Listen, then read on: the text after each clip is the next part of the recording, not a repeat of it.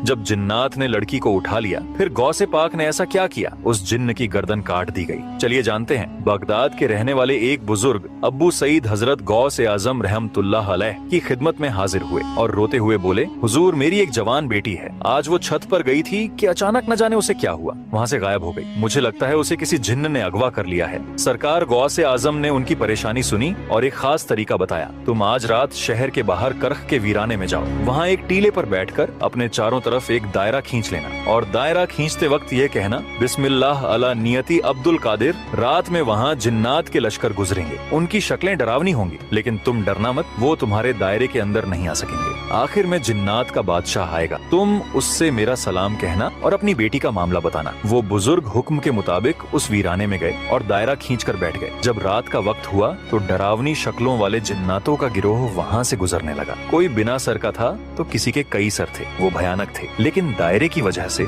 कोई भी उस बुजुर्ग के पास नहीं आ सका। फिर कुछ देर बाद जिन्नात का बादशाह, जिसका नाम मीरस बताया जाता है, अपनी भारी लश्कर के साथ आया। बादशाह ने दायरे के बाहर रुककर उस बुजुर्ग से पूछा, ए इंसान, तू कौन है? बुजुर्ग, मैं गौसे आजम का भेजा हुआ हूँ। गौसे पाक का नाम सुनते ही बादशाह ने सर झुका लिया और अदब से बुजुर्ग के सामने बैठ गया। उसके साथ पूरा लश्कर भी अदब से खड़ा हो गया और बोला, सरकार का क्या हुक्म है? बुजुर्ग बोले, मेरी बेटी को किसी जिन्न ने छत से अगवा कर लिया है। सरकार ने फरमाया है कि मेरी बेटी मुझे वापस दिला दी जाए। जिन्नात के बादशाह ने तुरंत अपने लश्कर में ऐलान करवाया, किसने इस शख्स की बेटी को उठाया है? थोड़ी ही देर में एक जिन्न को पकड़ कर लाया गया। वो एक चीनी जिन्न था और उसके पास ही वो लड़की थी। बादशाह को बहुत गुस्सा आया। उसने उस जिन्न से पूछा, तुझे पता नहीं कि यह बगदाद है और यहाँ गौसे आजम की हुकूमत चलती है? तूने यह जुर्रत कैसे की? उस जिन्न की गर्दन काट दी गई और लड़की को बाहिफाजत बुजुर्ग के हवाले कर दिया गया। सुभान अल्लाह, गौसे आजम का वो मर्तबा है जहाँ जिन्नात भी थर थर कांपते हैं। दोस्तों, अगर आप भी गौसे आजम के सच्चे दीवाने हैं तो दिल से लिखिए या गौसे आजम और लाइक सब्सक्राइब जरूर करें।